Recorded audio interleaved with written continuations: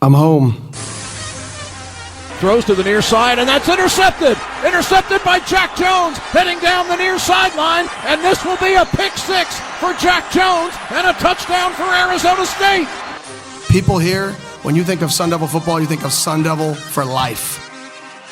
Here we go, 7 seconds. Berkovici. He's just going to air it out deep downfield, and no white shirts around. Oh, Jalen Strong! Caught for a touchdown! Jalen Strong makes the catch! I went to Arizona State. Right. I'm a Sun Devil, man.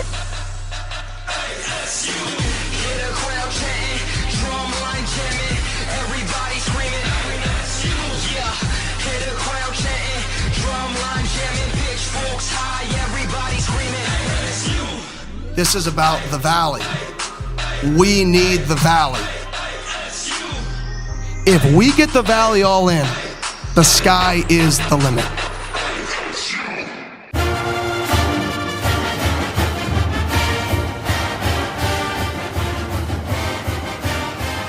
So the final 2.9 seconds, inbounded to GAMEbridge, launches from backcourt. Got it! He made it! He made it! He made it! GAMEbridge knocks down a three from backcourt, and the Sun Devils have won it!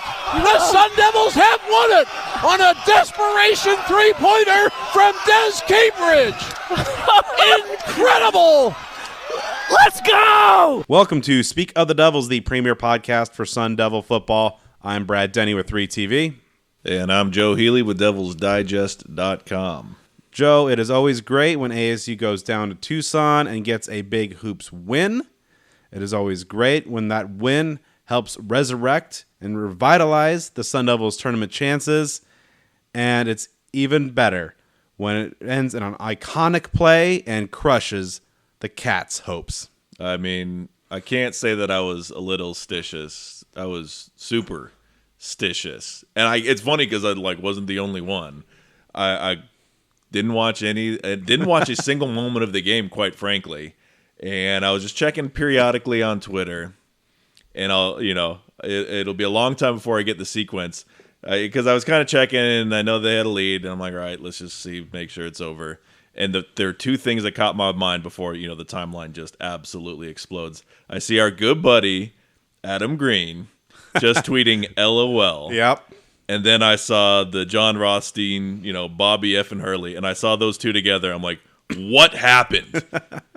And then, it just goes crazy. And I at that time, I didn't know it happened on a, three-quarter court shot. It just, the context started to roll in for me in glorious fashion. Yes, one of the most unbelievable finishes to a game of any sport you'll ever see, really at any level. And for it to happen by ASU against the U of A in Tucson in the sport of basketball, something pretty sweet. And, a season for the Sun Devils that really seemed on the ropes and the deck was truly stacked against ASU to make any sort of NCAA tournament run.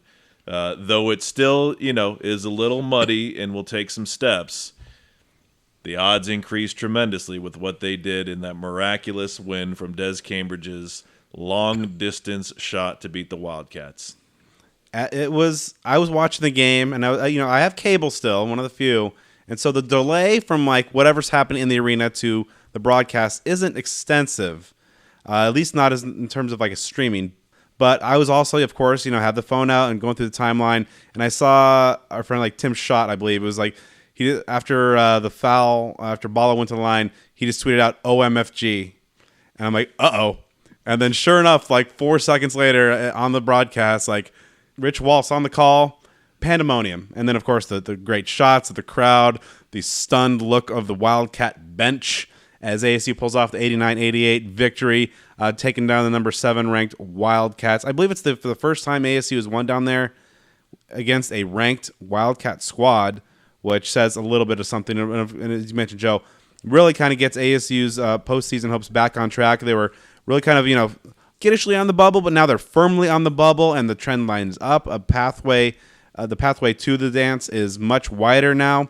we'll talk about that shot, and we'll talk about what to call it, because I know there's a lot of fans out there. An iconic moment in Sun Devil sports history. It needs a proper name, and we'll hear from the gentleman who had the iconic call of Des Cambridge's 55, 60-foot shot. Tim Healey, the voice of the Sun Devils, will be by in a little bit to talk about his call, what the shot means for the Sun Devils going forward, and of course, what the hell we should call the thing. Yeah, that's a topic in and of itself. The name discussion, because we always like to keep things a little bit controversial, or keep the dialogue going, all that good stuff. But yeah, it was unbelievable. It's funny talking. My man Tim shot breaking news on Twitter. How about that? You love to see that. Yeah, it was just a wild situation, and one that even from not having really seen it live. And it's funny just to see that unfold, because of I thought I might even maybe catch a little bit of crap or be praised as some one taken for the team, but a bunch of people came out of the woodworks. I think our wonderful friend Jedi ASU, I think, was in the same boat. I didn't know that there was such a fraternity of those who believe so deeply, like myself, that they could cause bad luck for a team by having their eyes on the television set while the game is going on. So we all did it. We worked together. We all did it. Do it again Thursday. That's the kind of thing these superstitions become even more super and have to continue, unfortunately, when that's the case. I'll try to find what I was wearing. We'll keep everything rolling in that regard. But, man, we'll see what this turns into. I mean, this could be a season-saving play.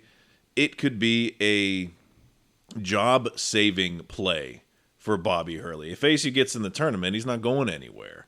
Whereas if they would have flopped in that game and the rest of the way out, who knows what happens. So the short and long-term impact of just that one heave of a basketball going through the net is something that really could impact the future of Sun Devil basketball for quite a bit of time to come. Or it could just be one nice play and a wonderful win, because ASU's got to pick it right back up. And that's going to be a challenging task as they head to Los Angeles to take on one of the top teams in the country in UCLA, and a very difficult USC team as well, and then head right into the Pac-12 tournament that has not always been kind for even some pretty good ASU teams. Yeah, so we'll dive into that here in a moment. Before we do, though, a couple of news items to break down. And this is something that is notable because it's going to continue a family legacy in Tempe. Rylan Bourget has committed to ASU beach volleyball. And yes, of course, that is the younger sister of Trenton, Coben, and Trayson Bourget. Of course, Trenton finished the year last year as ASU's starting quarterback. Coben is a wide receiver on the squad, and Trayson is the starting quarterback over at Western Michigan. But you ask any of those guys who the best athlete in the family is, and they will all quickly answer that Rylan is the best of the Bourgets. Of course, she's an outstanding prep soccer player, as well as volleyball, and the family legacy is going to live on in Tempe. She's going to be playing for the Sun Devil Beach volleyball squad. Yeah, I mean, yet another victory for ASU in the Tucson area, because of course that's where the Bourget family is from.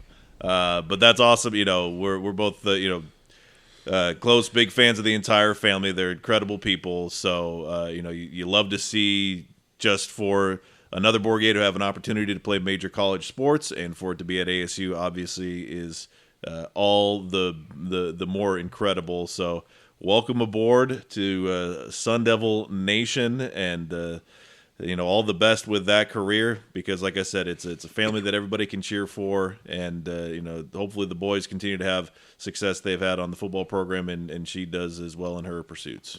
Yeah, and I believe she just scored the game-winning goal in the state championship soccer game with a broken foot or a severe foot injury. So that, again, just kind of, is the makeup and the DNA of that family. And speaking of foot injuries and the Bourgets, Trenton is back throwing after some offseason foot surgery. So that's good to see. Some pictures posted today, and talked to somebody close to him. And the hope is that he should be good to go, or hoping to be good to go for spring practice, which does open up March 14th. And of course, there's going to be center stage is that quarterback battle. You got Trenton Bourguet coming back after ending the year as last year's starter. Drew Pine, who was Notre Dame's starter. A little guy named Jaden Rashada. You might have heard of him, and one of the marquee recruits in this class. Jacob Conover threw for 1 billion yards during his time at Chandler High School, and he's transferred in after spending some time at BYU. So, obviously it's going to be a real active and interesting quarterback battle, and, you just hope that Trenton's able to get out there with a fully healthy foot. Yeah, certainly. Obviously, you want him to be healthy, you want everybody to be healthy, you want the competition to be as hot and heavy as it possibly can be, with everybody clicking in all cylinders, because it'll be an iron sharpens iron type of situation. So if Trent can be at 100% or as close to as possible, that's best for everything. All right. So, of course, as we talked about last week, baseball got off to a pretty hot start, and as they hit the road for the first time on this young season, heading down to Starkville, Mississippi, to take on Mississippi State. And the series got off to a pretty good start, Joe. ASU just, got off. I believe Luke Keishel opened the game with a leadoff home run, and just kind of kept going from there. Devils won the opener 13-4. Yeah, things were awesome there on Friday, because ASU just got rip roaring, I think, onto like maybe a 10-0 lead. Or they were just the game was out of control by the second inning, and the pitching was rolling. The bats were hot. Things looked incredible for the Devils out there on Friday. SEC network announcers were even talking about, explaining to listeners why the SEC's usual 10-run mercy rule wasn't in effect. Yeah, so things were absolutely rolling, and that was something to see. And man, it was hard not to get really excited about the immediate future for Sun Devil baseball. Although some of that excitement had to come to a halt as the weekend wrapped up.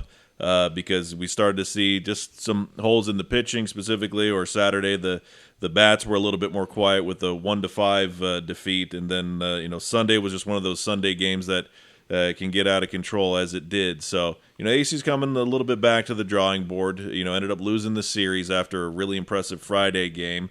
Certainly not to say that it's a reason to lose, hope or optimism. I just know we're dealing with Sun Devil fans, so the emotions tend to run high, hot and cold with ease. So that series, did not go as hoped, especially after what was seen on Friday. But a heck of a lot of baseball left to play, of course. Yeah, the Ross Dunn had a good Friday start, but the pitching just overall really wasn't able to keep pace, and the bats especially also could not replicate what they were able to do on Friday in that 13-run outing. Still some good things so far. I've been really impressed personally with shortstop Luke Hill, the freshman, hitting a .522 so far. Really good defense. Wyatt Crenshaw, kind of into the lineup with Nick McLean out, hitting .481 with 5 RBIs so far in this year. Ethan Long, after kind of a slow opening series, he's now raised that average up to over 300, getting on base a ton. He already has 8 walks, has a kind of nice 2-to-1 walk to strikeout ratio. He has his on base percentage is over 500 as well. But just the rest of the lineup is really kind of struggling a little bit. Isaiah Jackson, the freshman, we had. And Jack Loader as well had high expectations for. He's off to a bit of a rough start, 10 Ks and just hitting under 120 so far this year. Not great, and some of the as you mentioned, Joe, some of the pitching is struggled in the SEC country. But the season is young. There's a lot of new pieces here, so these kind of growing pains were expected. Yep, and what came to be also beyond that, some schedule changes. Funnily enough, They heard our last episode. They were scared. The heated rivalry with High Point will have to wait for another day. So there were some travel issues, and it's a kind of a complex thing that basically resulted in that game being canceled. And I believe ASU may make it up. I don't believe with them, but at a later point there could be a make-up game. And I think things were adjusted, so, as we're recording right now, y'all may be listening to, and the game may be going on or may be done on Wednesday the 1st. ASU will play North Dakota State at 12:30, which is, I believe, a change of first pitch time. Then UC Irvine at home this weekend for a 3-game set, 6 p.m. Friday, 1 p.m. Saturday, 12:30 Sunday. So a little afternoon baseball on 2 days, which is not a bad thing, especially this time of year before it heats up. So a good opportunity for ASU to get back in the win column and put some streaks together, because it got a 2-game set at Oklahoma State next midweek, Tuesday, Wednesday, before UC Davis comes to Tempe or Phoenix. I guess we got to technically call it, of course, dealing with Muni. So again, things are early. Still a lot of pieces getting put together. I know we just got a lot of excitement early with the way things looked in that opening series, getting the sweep and looking so good on Friday. It's easy to get the expectations way, way high. So we'll see how the team bounces back. I know Willie Bloomquist and the coaching staff, they don't accept defeat easily at all. They don't accept it at all. So we'll see if any changes are made, or just what this team does to bounce back and get back in the win column and get the momentum back swinging in a positive direction. Yeah, I mean, 5-2 at this juncture of the early part of the season. Not a terrible place to be. We've seen some promising things on the mound. Of course, that was last year's Achilles heel, and there's a lot of talent in that lineup that you figure will probably get back and progress to the mean there a little bit, and what we've seen more traditionally. So we will definitely be keeping tabs on what we see out there in Muni over the next few days. Switching over, and this kind of good segue point to the main topic of the day, the men's hoops team. Des Cambridge, might have heard he did a little something on Saturday. He was named the Pac-12 Player of the Week for the 3rd time this season, and he is currently the only player to able to get the hat trick so far this season. And then, if you're pulling off a shot like that to cap off a win like that, pretty well deserved. Yeah, I mean, then there's one highlight, so you just love the fact that it keeps getting played and played and played and played regionally, nationally, maybe internationally, intergalactically, whatever. People on Jupiter are watching the highlight. You got to love it. So, I mean, you got to love what Des is doing. I mean, there have been some cold streaks here and there, but my goodness, I mean, just see the forest for the trees and all that. The guy has brought so much to this program in such a short period of time. He's going to be one of those names, even an ex-Valade and some others, where it's like, man, these 1-year guys that you wish you could have, just give me 2 years, let alone 3 or 4 would be majestic. What he's done has been incredible, and I beat this drum a lot. I just really impressed by the human being. If you ever happen to catch him in some of the post-game interviews that he does on the radio broadcast, just awesome insight, and it's just kind of an infectious personality.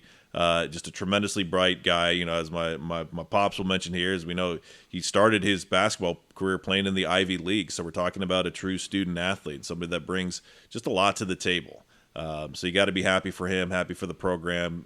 He's certainly earning his way towards some pretty major postseason accolades as far as all conference honors are concerned. Not certain he'll be there for as far as like the conference player of the year, but he should be up there with some legit recognition by the time it's all said and done. And someone that, man, if he can just ride this hot hand and have this turn into some continued momentum, and if his shots continue to fall with the confidence that he's had, that's going to be a huge deal, because a lot is still possible. I mean, ASU can rip off a run, and maybe they could just pull some magic this week and borderline punch their ticket and upset the UCLA, maybe beat USC behind Des Cambridge. Who knows? Anything is possible. A lot of possibilities are still out there on the table. But as far as just Des specifically, certainly earned that award. I mean, he could have 3 points on that one shot, and I think you still maybe got to give him that award for the week. So certainly congratulations to him. Deserves all the credit in the world and all the recognition in the world for what he's done.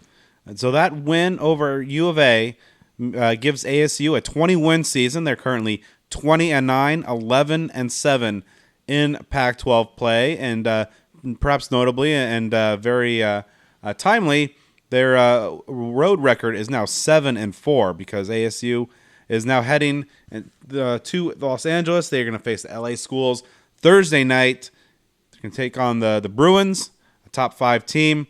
Then the following on Saturday night, they're going to be heading over and taking on the Trojans. So as we talked about, a difficult end to this regular season before the Pac-12 tournament gets up. But obviously, getting a win against the Wildcats like that, a top 10 team in their own right, a rivalry game, is going to inject some life and some energy. The tournament hopes, are definitely revitalized and now have a pretty strong pulse. But ASU's got to take care of business. After the win, ASU climbed up 8 spots in the net rankings to 59th. They subsequently, I believe, the next day dropped down to 61st. But ASU is now 4-3 in Quadrant 1 wins, which is a pretty good spot to be in. And, of course, you have a couple of good opportunities to add to that total as well. I mentioned the road record as well. They're doing some good things. The resume is pretty solid, but it's not necessarily at a point where you feel exactly comfortable as to where they are. Work remains to be done. One note that did come out today when Bobby Hurley addressed the media, freshman standout guard Austin Nunez is in concussion protocol, but he's not yet ruled out for this upcoming slate of games. So we'll see. But he did not play against the Wildcats on Saturday, but he's been a valuable piece so far this season in that backcourt.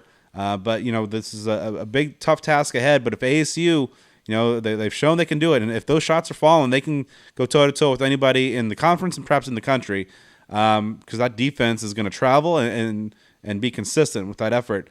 But just, it's a tough task at hand. They just need to, if they can snag one of these and then one in the tournament, you feel pretty good about ASU going dancing after a couple-year absence. I mean, at this point, it's like they just got to get it done. It would be certainly disappointing, and it would be heartbreaking in the sense of, the season has had some highs, and it would be just really weird for this season to have some of the highs that it's had and not result in, an NCAA tournament payoff, even if that means, the kind of traditional start in Dayton with that. They've just shown the ability, as you mentioned, to go on the road, to win in hostile environment in Tucson by way of offense. I mean, this was a game, with 170 some odd, almost 180 combined points. Arizona has one of the top offenses in the entire country, and ASU obviously not only went toe-to-toe with them, but they outlasted them. It was like a 12-round boxing match where they were just going blow for blow with the, late 80s, early 90s Mike Tyson, and ASU left them on the mat. So there's just this might be kind of crass, but there's just no excuse for ASU not to find a way to get this done. If you can win on the road against Arizona, then you might, then you got an argument to be able to do it at UCLA, and you've got an even stronger argument to be able to do it against USC, and then at least once in the conference tournament. And it just seems to be the general consensus view that if ASU wins 2 more games, that they should have a highly viable chance of at least being a Dayton-bound team, which would, be a success in its own right.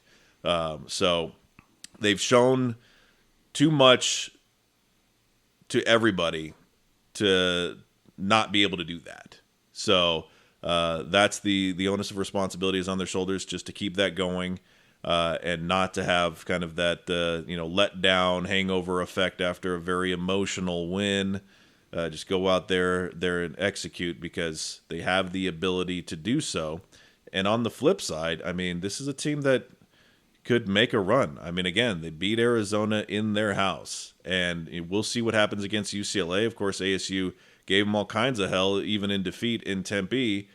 This could be a team that could potentially make a run in the Pac-12 tournament. It's equally maddening and inspiring, because right now, I mean, you could see ASU lose its next 3 games and go to the NIT, or you could see them go on a run and challenge for the conference tournament title. Anything is possible.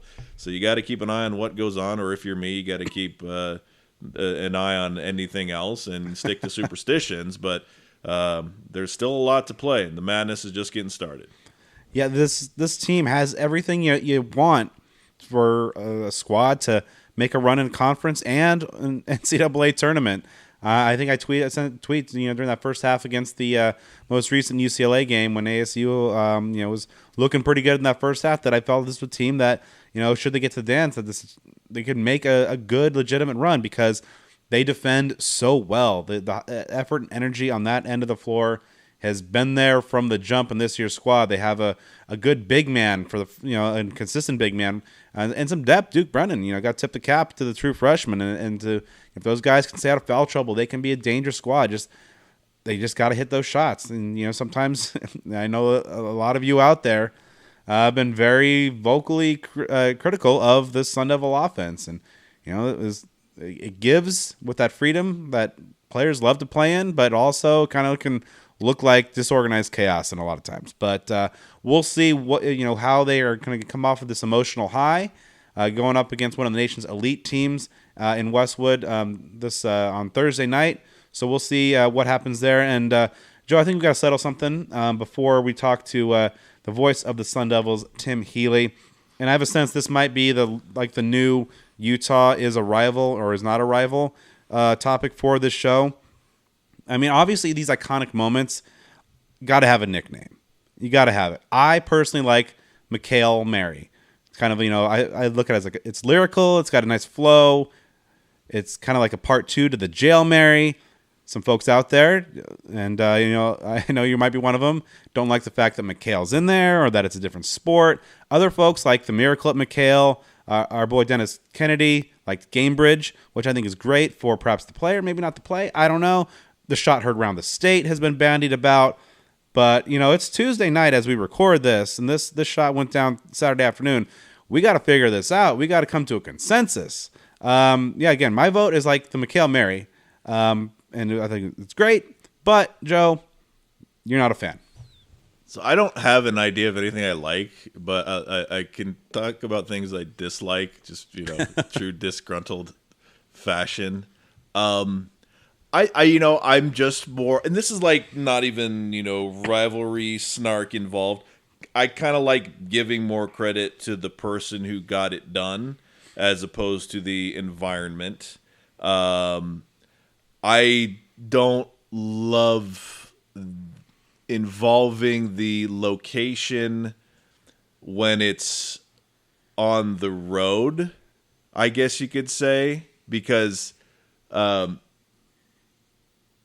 it's honestly it's in some cases difficult to explain. Now, obviously, the biggest thing for me is I just don't like any sort of commentary regarding the University of Arizona, anything they represent, anything academically, anything athletically, anything with their students, anything with their alumni, anything with their employees, anything with any of their descendants, anything present, past, and future that has to do with that university, Tucson, anything like that, getting any sort of praise or any sort of positivity. Let's just get that part clear. And this kind of highlights it in what would be perceived as a positive way. I don't, you put the shoe on the other foot. If that same shot were done by, Mike Bibby back in the day or something like that in Tempe, would they call it, the Tempe something or other, or the I guess in those days it'd be the University Activity Center Miracle or what have you. I don't know. I know that there obviously are plays throughout the annals of time in numerous sports that do have that crossover component where they basically remember it and memorialize it for the location, even though the road team made that happen. Miracle at the Meadowlands. Edwards. That's the main one. Yeah, that's the main one that comes up. The counterpoint that I gave the other day is like, you call it Jail Mary. You don't call it like the catch at the Coliseum or something like that. Well, that's not bad. So, I actually came up with that like on very short notice. I like alliteration. So again, I don't really have a great answer. I don't have a great substitute. I have this Pavlovian response that has been conditioned into me for a certain number of years that I've been alive, where anything, revolving Wildcat, Wilbur, McKale, Zona as a abbreviation. Oh. These things elicit responses in my biology that are not good. So, it's a wonderful moment. And if for years to come, because we've been talking about Jail Mary, it happened 8, almost 9 years ago. We still talk about it a lot. This will be talked about a lot. I don't want to be talking about the McKale place of basketball, whatever it's called, for years. And so that's why I'm, kind of grouchy about it. But again, I don't have an adequate substitute. I get I can appreciate the alliteration. If honestly, if this is so nerdy, if the name of the arena didn't start with the letter M, I don't know that we would really be having this conversation, because the letter M, you use alliteration, Miracle, Mary, to have the football tie-in. That really helps. You know what I'm saying? Like, if it were here, if they played in Desert Financial Arena, if that were U of A's arena, it would be tough to say the DFA, whatever. I mean, it would not be as easy. The letter M creates opportunities. We also have the ale is there as well, so you could just swap out the initial consonant, and beer's good. So ale. So I don't love it. It won't be as emotionally charged for the rest of the time as the aforementioned rivalry, not a rivalry, because that is one that I have more of a that's a hill that I will die a miserable death on. This is a hill that I'll maybe catch a cold on, if that makes sense. Won't necessarily die on it, but I'll stay there for a little bit. I might have to think about something, because I'm not going to shoot down the ideas without an adequate substitute, but I just don't really like it. So I'm kind of lost. I'm kind of in no man's land right now, because I can't get on board with the McKale reference or a Tucson reference or any reference, but I don't have a appropriate substitute. So it's a wonderful play. I like the focal point to be something that has to do with either ASU or Des Cambridge, or something just stupid and irrelevant, because I'm all about that life. So yeah, again, I'm in no man's land, but when it's all said and done, what happened was a wonderful thing. So however it's remembered, the fact that it happened is the most important part.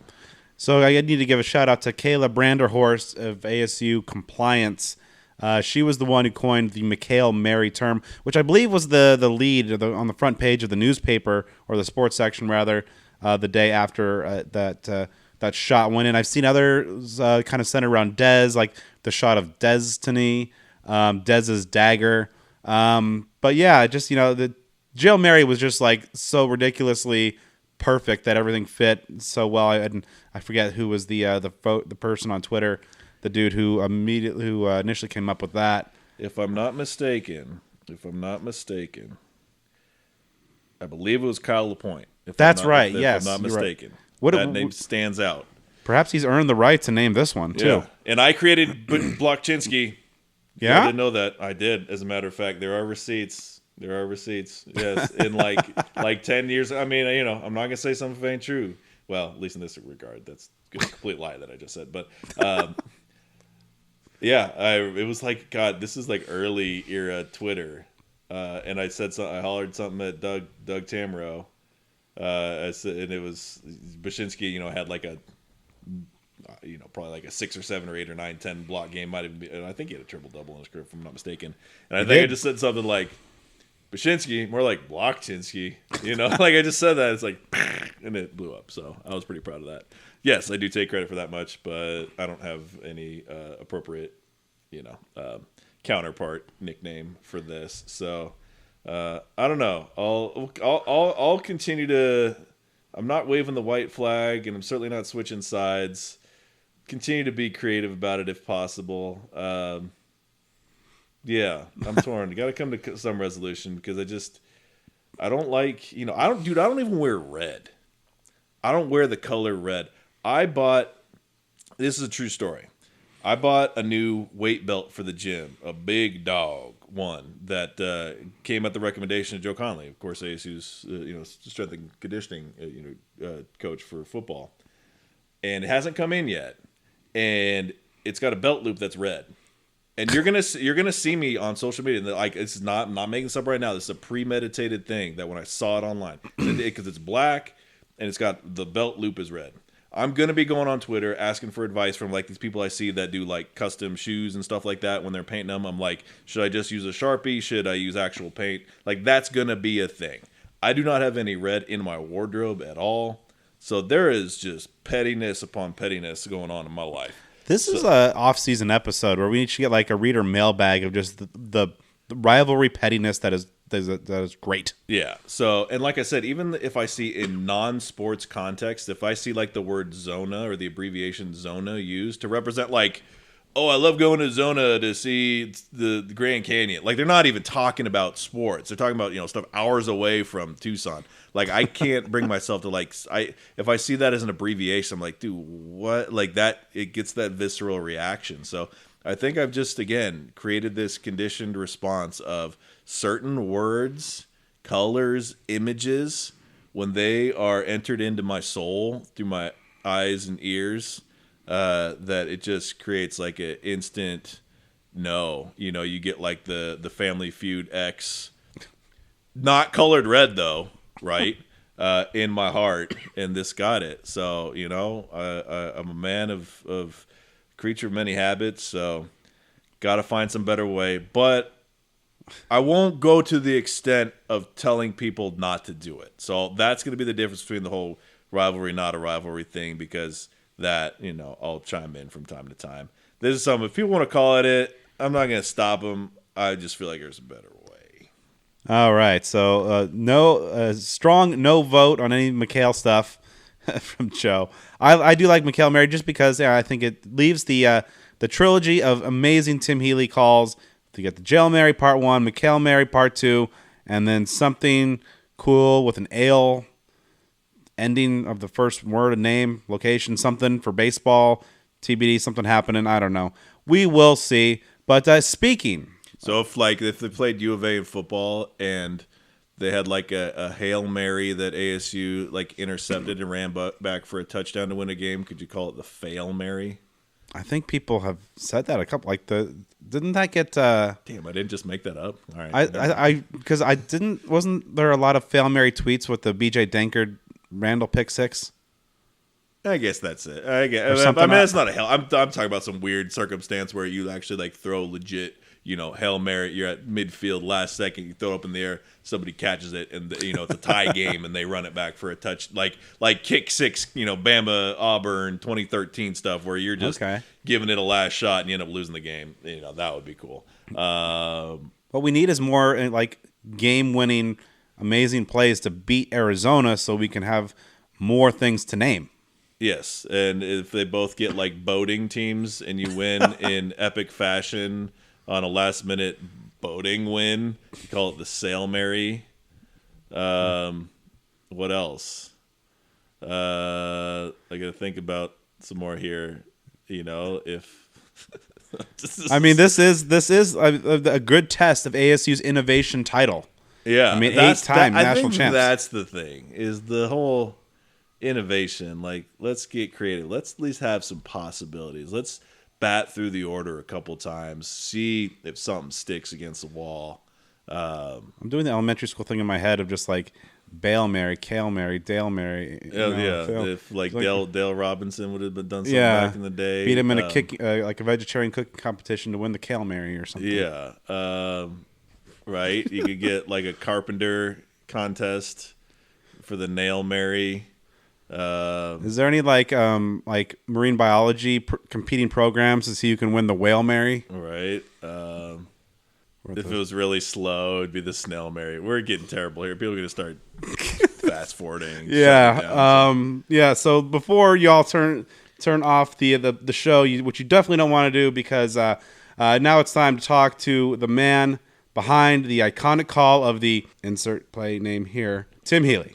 So the final 2.9 seconds, inbounded to GAMEbridge, launches from backcourt. Got it! He made it! He made it! He made it! GAMEbridge knocks down a three from backcourt, and the Sun Devils have won it! The Sun Devils have won it on a desperation three-pointer from GAMEbridge!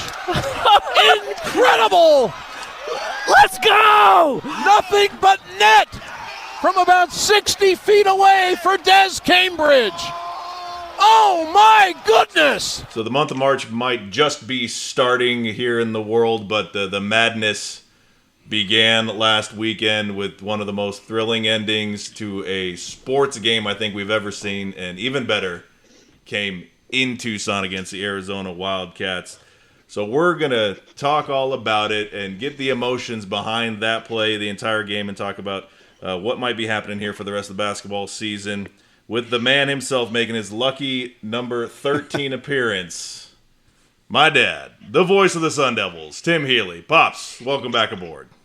Well, Joe, Brad, great to be with you. I understand this is my 13th, so I'm fourth in the pecking order for guest appearances. As long as I'm in the top 5, I'm good with that. There you go. We're creeping up the list, so soon enough we'll get there. So every appearance counts. There you go. Yeah, because you've seen like the Twitter, the little fights between KD and Matt Berry, and trying to get stay on top of things. So you're above those guys. So that's bragging rights. Well, it's been a while, I think, since I've been on with you guys. So it's good to chat with you again. And boy, what a nice thing to talk about, huh?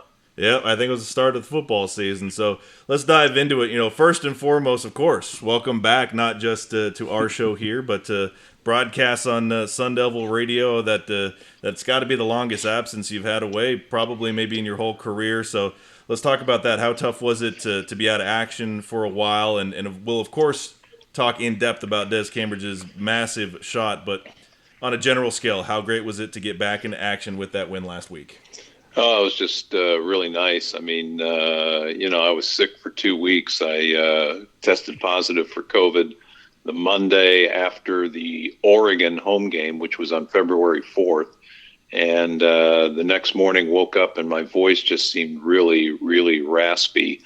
And like Joe, Joe's mom, my wife Margie, and I, we're Catholic, and we go to Mass at the Newman Center on the ASU campus. And as luck would have it, I was scheduled to do the Mass readings that morning, and I was able to do them, and my voice got through it, but it was a bit of a challenge. And then that night started feeling cold symptoms, and the next morning, with an upcoming trip to Stanford and Cal on the schedule, I felt like I had to do my due diligence and test to make sure that I would be okay to go. And lo and behold, I tested positive. And so that knocked me out of the Stanford Cal trip. And a week later, I tested negative, and then, which was the day before Valentine's Day. And then 2 days later, I tested positive again. And as my doctor said, there is a thing. It's basically rebound COVID, and it's exactly what it sounds like. You get the symptoms, they go away, and then they come back. But luckily, he said rebound COVID is generally not as severe or as long-lasting as the first onset. And he was right. And I was sick for about 2.5 weeks. And it was basically, this Omicron variant is basically like a bad head cold. And that's what it was. My main symptoms were nasal and sinus congestion. And luckily for me, I did not have much of a fever at all. And the symptoms went away probably after about a week and a half. So by the beginning of last week, I was asymptomatic, still testing positive, but asymptomatic, hadn't had a fever. And because of my age, I was able to get prescribed that strong COVID medicine, Paxlovid, I forget how it's pronounced. But it's a pretty strong drug that at-risk people are prescribed to take to battle COVID-19. And I went through my regimen that week of the Stanford Cal trip that I missed. And anyway, long story short, even though I had tested positive as recently as last Monday and Tuesday, my doctor said because I was asymptomatic, no fever, it had been 10 days since I, had taken the Paxlovid. He didn't feel like I was contagious anymore. And so he basically cleared me to go back to work. And I even got a note from my doctor. I felt like it was in elementary school again. So, but I was able to return to work. I went last Thursday and got interviews for our pregame show and made the drive down to Tucson on Saturday with Doug Tamaro, Arizona State's associate athletic director, and former media relations director, and Kyle Dodd and Sean Crespin, our engineer. And it's always a good time when we drive down with the fellas and to broadcast a game, but it ended up being one of the greatest days of our lives, so it was a great way to come back. That's for sure. KD was on last week, and he said something. He was kind of razzing you a little bit about saying how he would be uncomfortable if he didn't drive with you with some like dramatic pause or something like that? Is that how it went down? Yeah, what happened was I just texted him and Sean and Doug and said, I think I'm good to go. And do you guys mind if I ride down with you, or do you want me to wear a mask in the car? Even though my doctor said that he felt like I did not need to wear a mask and did not need to do any more testing. And Kyle sent me a text that said, I really feel I wouldn't feel very, I forget how he phrased it, but something to the effect, I don't think I would feel comfortable, and I just saw the first few words of the text, and I'm thinking, oh my God, he doesn't want me to ride with him. And he goes, I don't think I would feel comfortable if you didn't come, So he was stoked to have his buddy back in the lineup, so to speak. So so we all rode down together and just had a grand old time. That's for sure. Yeah, I think we had him on. I think it might have been the day that you were cleared. So let's talk about that game. Of course, fast forward into the end. So take us through those final moments of that game, the shot itself, the time leading up to it. What went through your mind as that foul shot went in for Arizona, the magic developed through there? Take us through that play. And also tell our listeners about how you can maybe separate. I know obviously emotion plays a huge role in what you're doing, but you've got to do your job. So in a time like this, how do you continue to do your job while these crazy things are happening? So just take us through the feel and the events of that last sequence. Well, I will start by saying that one of the gratifying aspects of the win and the dramatic way in which it was achieved was the fact that it came at the conclusion of a tremendous college basketball game. I mean, it was just an awesome game, I thought. In fact, Kyle and I made mention of that toward the end of our broadcast, that and this was at a point in time when the Sun Devils were trailing there in those final minutes, because they were down 10 with 6.5 minutes left to go in the game.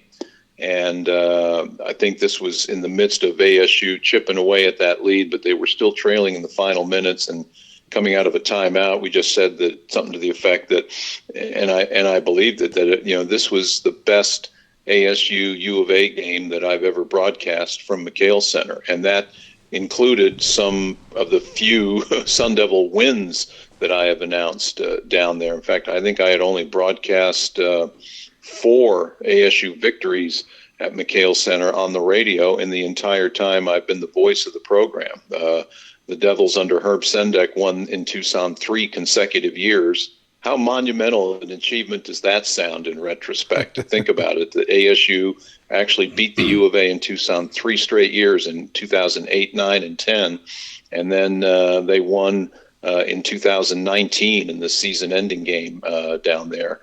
But I don't think any of those 4 wins was as good a game as what we saw unfold on Saturday. So the fact that it concluded a tremendous basketball game was just was great. And of course the win and the way it was achieved was the cherry on top of the sundae, so to speak. But it was kind of a typical ASU game for this season, in that how many times this year have we seen the Sun Devils have to frantically rally in the late stages of a game, and you rely on their defense to clamp down on opponents. I mean, go all the way back to the beginning of the season when ASU played in the Legends Classic in Brooklyn, and in the semifinal game against Virginia Commonwealth, ASU trailed by 11 with 9 minutes to play.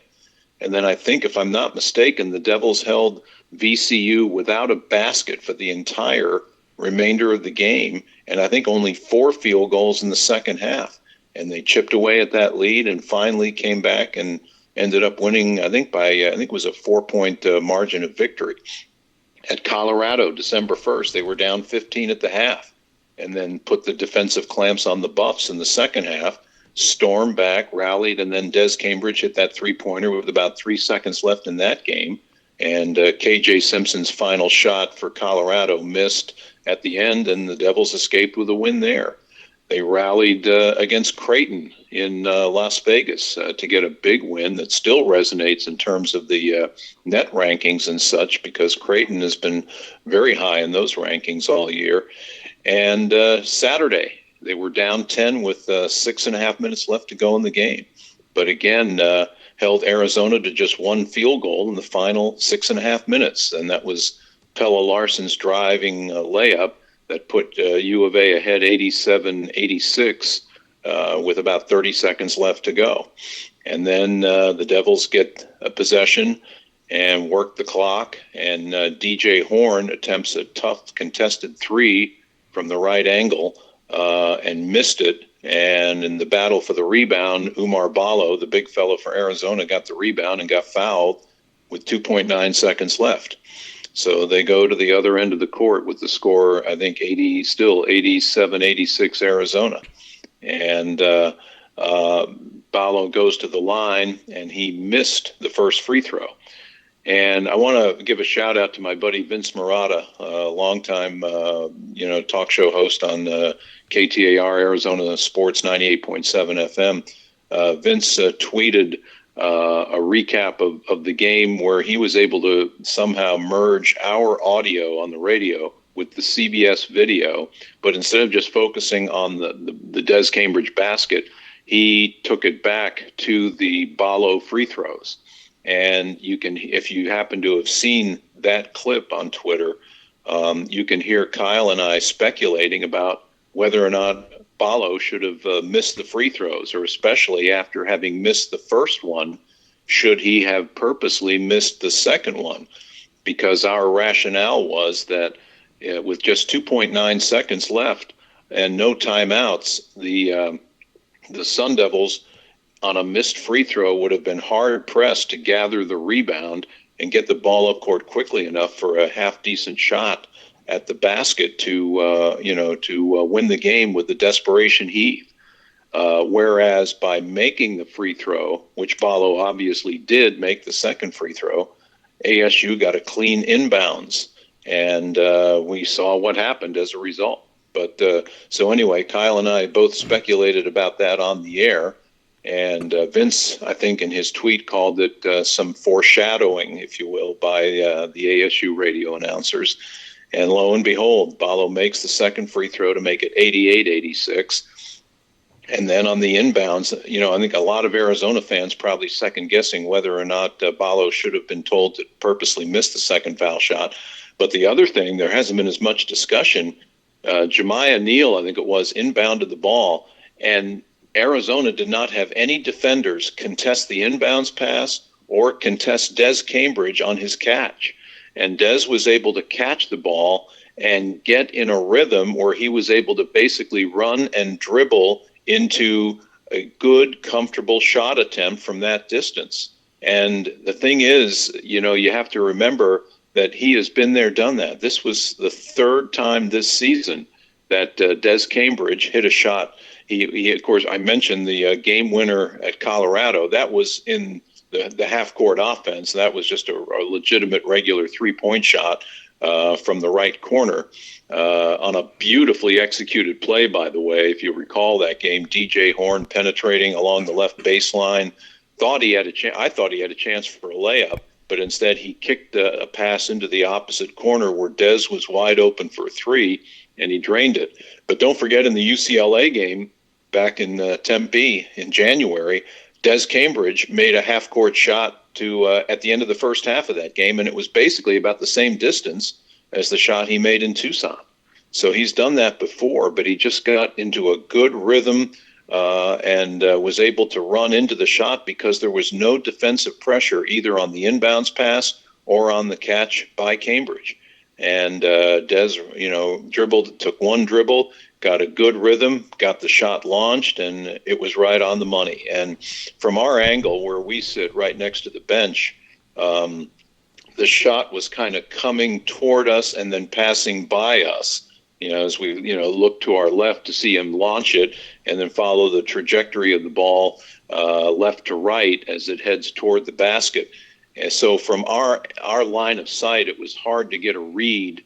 I think my counterpart at Arizona, Brian Jeffries, the Wildcats play-by-play voice, from his angle, he probably had a better line of sight as to the angle of the ball and whether it was dead on to the basket. But we just watched it airborne, and then it just ripped the cords. And it was just a stunning moment where you just realized something incredible happened. And our job, as you said, Joe, is to stay in the moment. And, obviously we're the Sun Devil broadcasters, and we're pro ASU, and we want to see the Devils do good things. And this was a wonderful thing, but you also have to describe the play and describe it accurately for your audience and let them know what happened.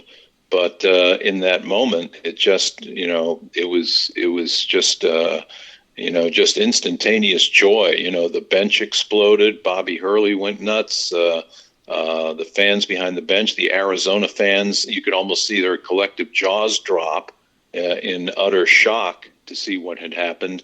And it was just an incredible moment. And I can't say as the ball was airborne that I knew it was going to go in, but it was just so pure when it did. It did not hit anything, any part of the rim, didn't hit the back iron, wasn't a bank shot. It was a just dead on accurate shot that got nothing but net. And then we called it the way we called it. And it was an exciting moment. And, and I have to say, in retrospect that, even though I am a perfectionist and you want to get everything perfect, I was pretty happy with the call, all things considered, because, you're in the moment. It's an incredible moment. And you're not thinking at that time that, oh boy, this is going to get played on SportsCenter and all over the country. You're just trying to describe the play, but it was just an amazing moment, and just so happy for the guys that they were able to pull out that game and win it, because it had been such a well-played, competitive game. And I don't think too many people outside of the ASU locker room really thought the Sun Devils had a chance to win in Tucson last Saturday, but clearly they did. And credit to them for playing a terrific game and hanging in there. And, the whole thing about the game and the whole thing about this team is this is what Arizona State's basketball team this year can do when they can hit shots. If they can shoot the ball, they're tough to beat because of the way they guard. And when they end up shooting 54% for the game, you look at their three best games this year, the win against Michigan in the championship game of the Legends Classic when they blew out the Wolverines by 25, and then their 17-point win at Oregon on January 12th. And Saturdays came in Tucson. And what was the common denominator? Good shooting by Arizona State. The Devils shot well above 50% in all three games. To me, one of the most telling stats about this team this year is that they are, I believe, something like 16-2 or now maybe 17-2 when they just shoot 40% or better from the field. And as you know, shooting 40% is, it's not great. It's okay. But just shooting 40% gives them a chance to win. They're now 16-2 in those kinds of games. The only two games they've lost this year when they shot 40% or better was the home loss to UCLA, and then the game when they lost at home to Oregon a couple of weeks ago. So this is what they can do when they make shots.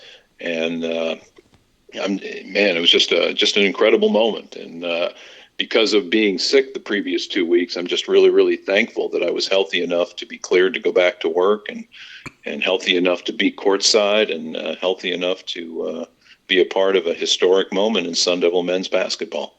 No, of course, obviously a historic moment, an incredible moment, as you just mentioned. You've been a part and been on the call for so many memorable and incredible moments. Of course, your call to McKale Mary has been in our podcast show intro for a number of years now. Where does this shot rank in terms of the great and memorable moments that you've been on the call for? Right near the top, Brad. And in fact, this might be surprising to some, but I might just put it at the top right now as number one.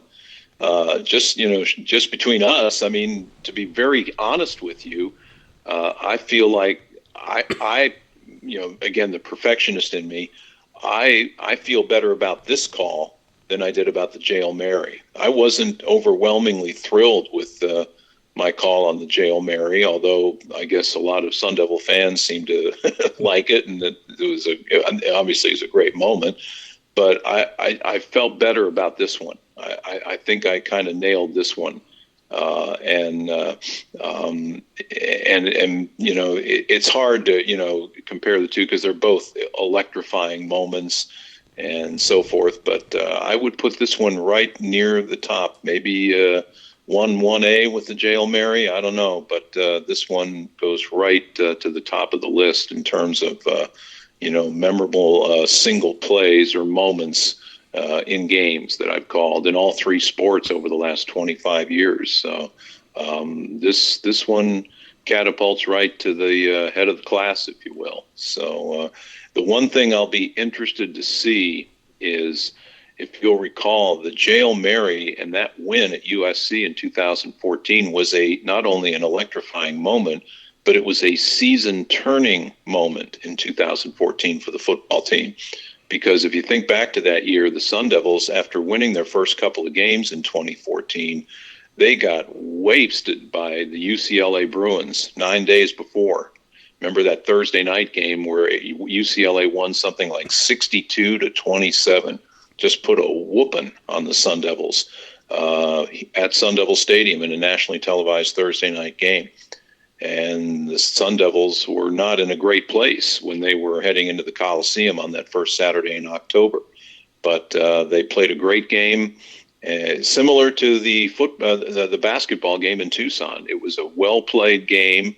It looked like it was going to go against the Devils when they were down 9 to the Trojans with 3 minutes left. And then, remember, Cameron Smith had a long catch-and-run touchdown that got them right back in it, and then they got a defensive stop and took over possession of the ball at the 28-yard line with, I think, about 28 seconds or some left in the game and no timeouts, and then got that long completion to Gary Chambers to set up the game-winning touchdown by Mike Bercovici to Jalen Strong.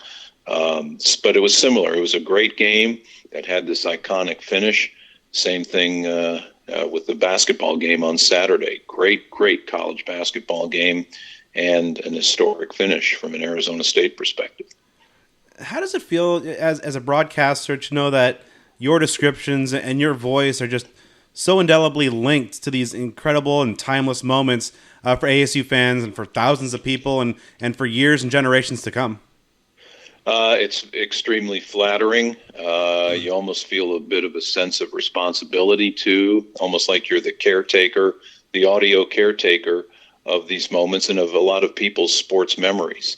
It kind of puts me in mind of a story when I first took over for the late Tom Dillon, replaced Tom on the radio in 1998. I think it was about a year and a half later, in December of 99, the Nebraska Cornhuskers were here in the Valley to take on, I think it was Tennessee in the Fiesta Bowl. And the fellow who ran our radio network at the time invited me to go out for a drink with the voice of the Huskers. And I feel bad because I can't remember that broadcaster's name right now. And I feel really guilty about that. But anyway, I got to meet this guy, and I remember him telling a story about making appearances across the state of Nebraska. You know, they go on these publicity tours where they'd send, maybe a couple of coaches, and they go to all these small towns and talk about the Huskers and get great turnouts because Nebraska football is a statewide passion in the state of Nebraska. And he just told the story of going to one of those small town gatherings one night, and after their presentation, they do meet and greet with the fans. And an elderly lady came up to this announcer. I think his name was Warren, was his first name, and she came up to him and said hello and said something to the effect, "Now I want you to remember, you are the voice of our Huskers." In other words, she was telling him what a responsibility he had, that you were almost like the caretaker of the audio delivery of the great memories that these people experience and share every Saturday in the fall in the state of Nebraska. And it's almost like holding a public trust when you have this job in a way. Your words are describing the plays of the favorite team of our fans of Sun Devil Nation. So it's a responsibility, I think, when you look at it in that light. And it's an honor and it's a privilege for people like me and all my fellow college radio broadcasters to do the jobs that we do.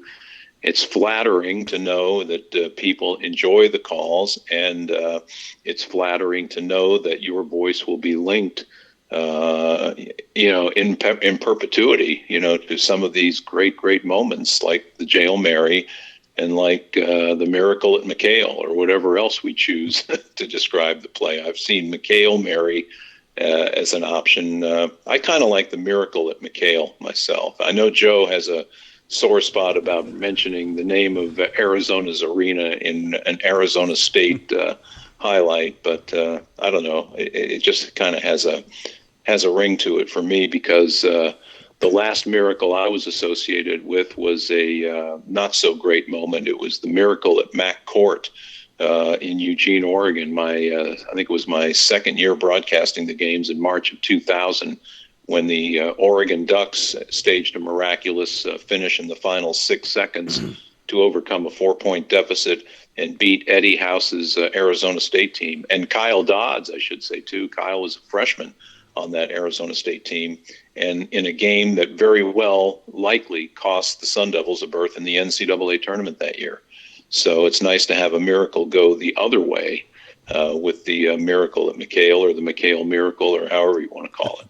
Yeah, so that was going to be the next question. Like, as the author of this instant classic call, personally, I like McKale Mary. Just kind of, has a lyrical quality. Kind of, to me, it's like almost like the second part of an upcoming trilogy of your iconic game-winning calls. That the last part will be TBD. But folks put out GameBridge, the shot heard around the state. But as the author, are you officially making the miracle at McKale what we should use going forward? Well, I would, it's whatever the fans want to call it, but the miracle at McKale does have kind of a ring to it too. They both do. I'm fine. I'm open with whatever the people want. Whatever the public wants, I'm good with it. But I think if there is a trilogy, Brad, I think the three of us would agree it would have to be my call of the last out at the College World Series in Omaha, right, when Willie Bloomquist leads the Sun Devils to a national championship. And that would give me 3 calls, 1 in each sport.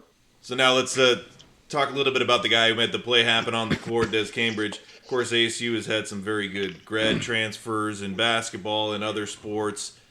One and done, some one-year players, baseball, basketball, you name it. But Des has really made an impact here in a short bit of time. He's been a regular guest of yours in post-game interviews on the radio, and I've really enjoyed what he brings in that regard. So what's your view of Des as a person and an athlete, and what's enabled him to become such a contributor in a lot of ways for ASU in this one and only year he's going to be in Tempe?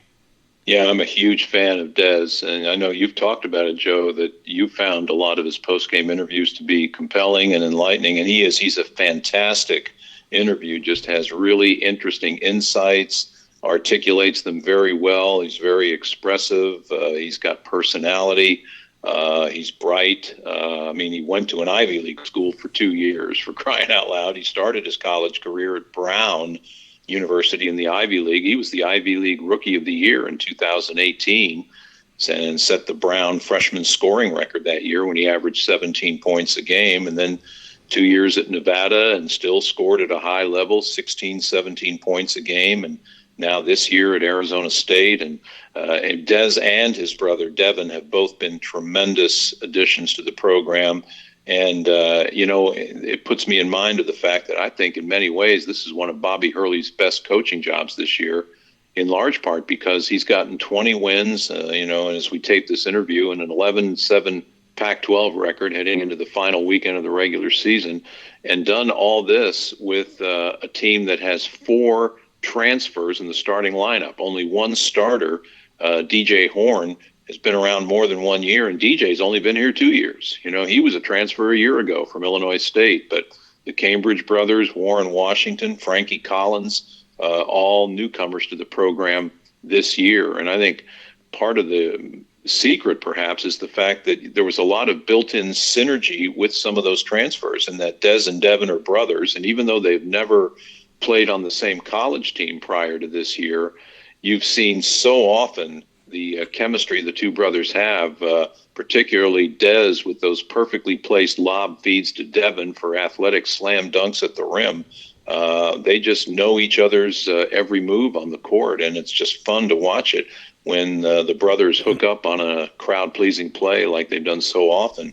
And then Warren Washington played with Des Cambridge at Nevada the last 2 years. So I think the Sun Devils were lucky to have some built-in synergy within the group of transfers that Bobby brought into the program this year. But I just can't say enough good things about Des. In fact, I'm going to sit down when we get to Los Angeles and tape my pregame interview with him because, after the game last Saturday, we were able to share some time on the air with Warren Washington and with DJ Horn, but we were never able to hear from Des or from Bobby Hurley. And I'll be anxious to do my pregame interviews with both of them and get their reflections with a few days hindsight on the electrifying moment that we all shared in Tucson that Saturday. But yeah, I'm a huge Des fan. He's had a great finish to the season. The last 13 or 14 games, he's been averaging around 17 points a game. And that's the kind of number that he has been putting up pretty much throughout his career. A little bit of a slow start this year, scoring-wise for Des, but he's really, really come on. He is one of the best tough shot makers I've ever seen at Arizona State. Some of the shots he's made this year, you wonder how in the heck did he get that off? And even more so, how in the heck did he make that thing? He can take contested shots. Shots off tough angles. He'll shoot off the wrong foot and still get it to go. Just a really skilled shot maker. And I'm hoping that he will garner some first-team all Pac-12 attention at season's end. I think that stuff will be coming out next week in conjunction with the Pac-12 men's basketball tournament. But and Devin has been a great addition too. So athletic at the rim. They're different. Des is a shot maker. He also is third in the league in steals, and obviously a very good passer. And Devin is just so athletic around the basket and does so many things. He's a box score stuffer as well, and does whatever his team needs him to do to contribute to the wins. Of course, the best stat on Devin is that he has scored in double figures 13 times this year, and the Sun Devils are 13-0 in the games where he does. And that was giving Kyle and me some angst on Saturday because Devin fouled out of the ball game late in Tucson, and he had 9 points. So we thought, oh, no, not today, fellas. But we were wrong.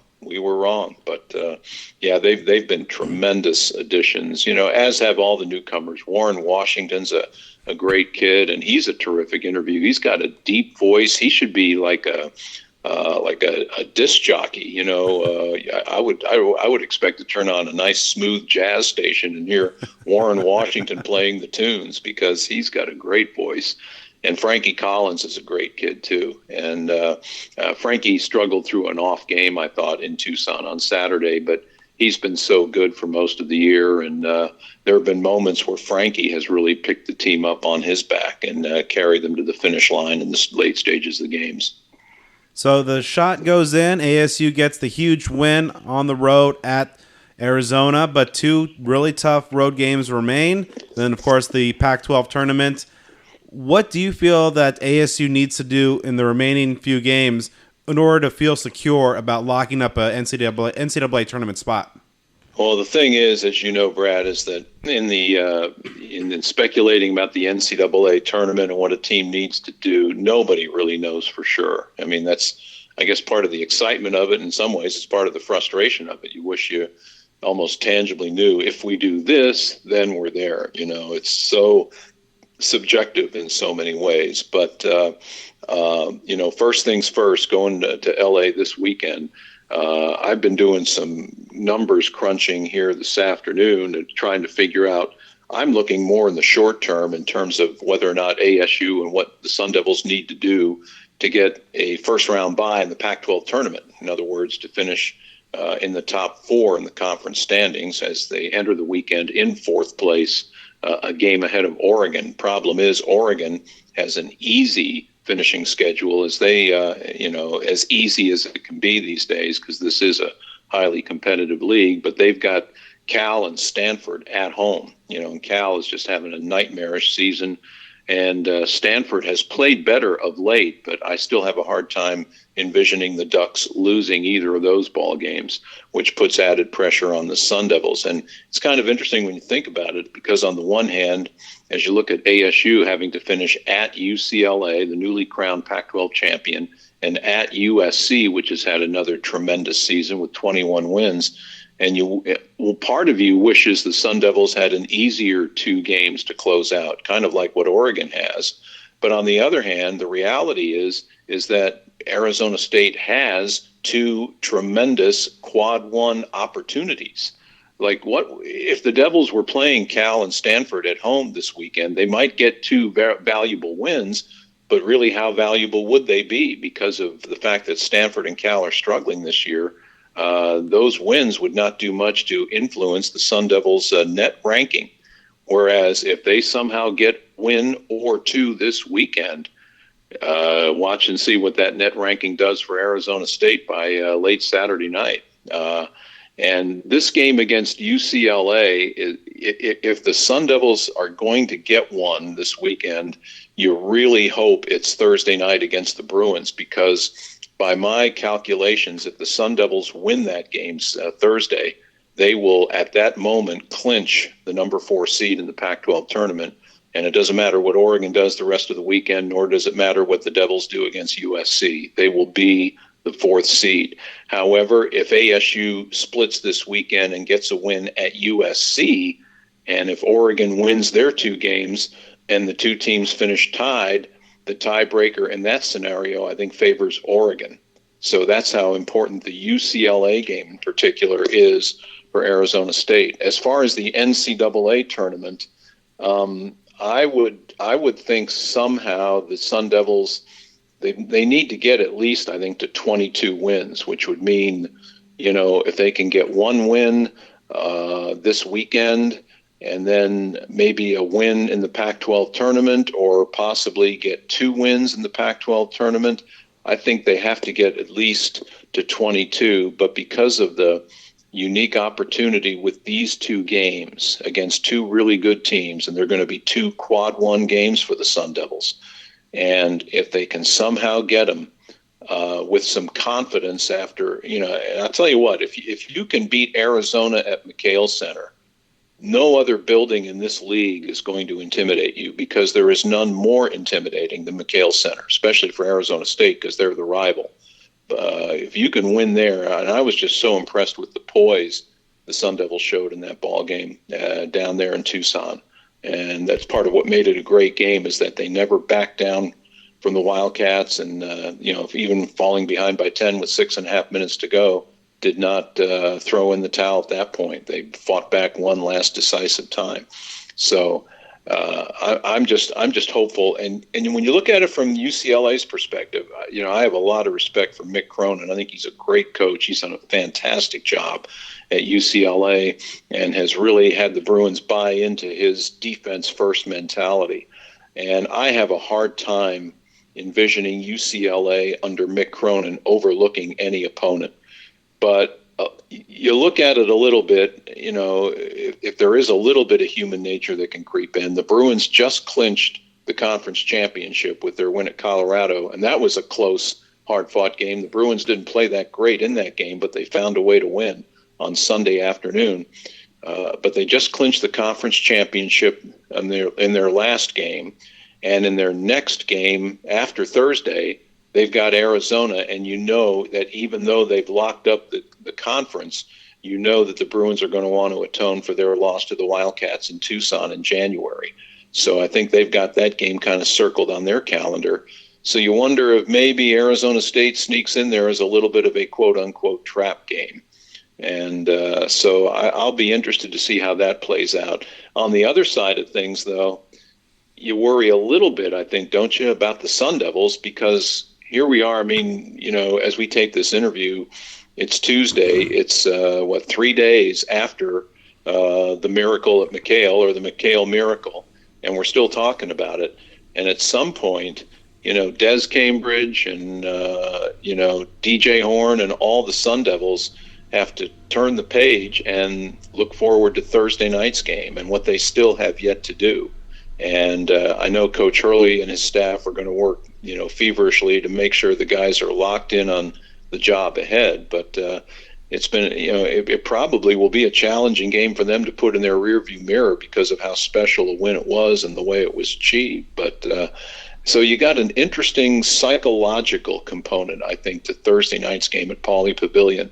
Might the Bruins, have a little bit of a letdown, having clinched the Pac-12 and, possibly looking ahead to what has now become their top basketball rival in the league, Arizona.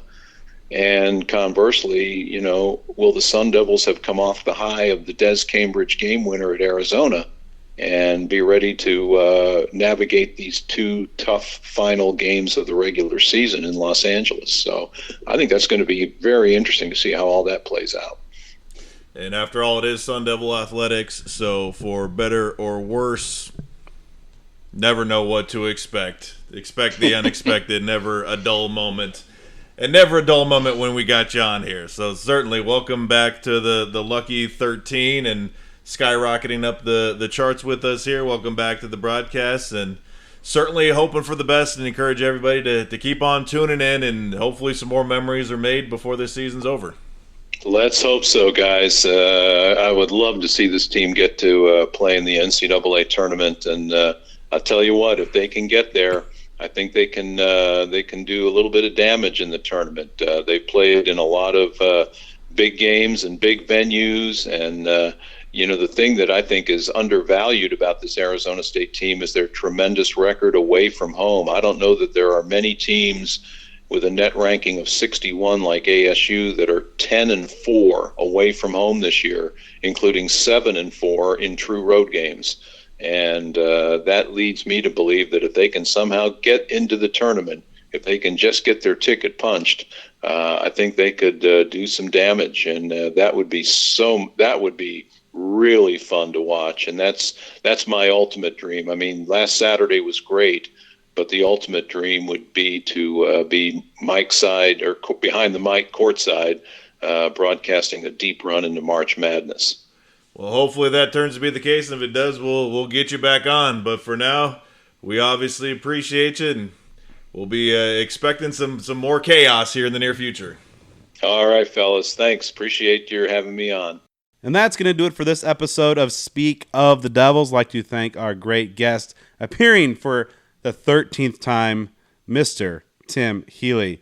Now, spring ball is coming very soon, just a couple weeks away. We'll be back in your feeds, getting you ready, prepared for all the position battles and all the new faces that are going to be out there on the practice field for Kenny Dillingham's Devils. So you definitely want to stay with us, especially on the social media side of things. You can follow the show on Twitter at SOTD Podcast, on Facebook.com/SOTD Podcast, on Instagram at Speak of the Devils, and follow me on Twitter and Instagram at BDenny29. And you can follow me on just about anything that you'd like to, Joe Healy 42. And as always, a huge shout out and thank you to our wonderful sponsors, DeFalco's Deli, Cactus Sports, DevilsDigest.com, Jones Auto Group, Spaghetti Shack, and Sun Devil Family Charities. You'll certainly be hearing more about them and from them in the future as we hope to and plan to expand upon the start that we had last week, talking with our good buddy Joey Palomares, and we'll check in with some of our sponsors. That's our plan for the offseason. We got to set it up, make it happen, see if they want to do it, but we figure they will. So you'll be hearing from some of them. Once you're done supporting our amazing sponsors, drop us a 5-star review on the podcast platform of your choice. Joe and I will be back next week with a couple of great guests joining us in studio for a spring practice preview roundtable discussion.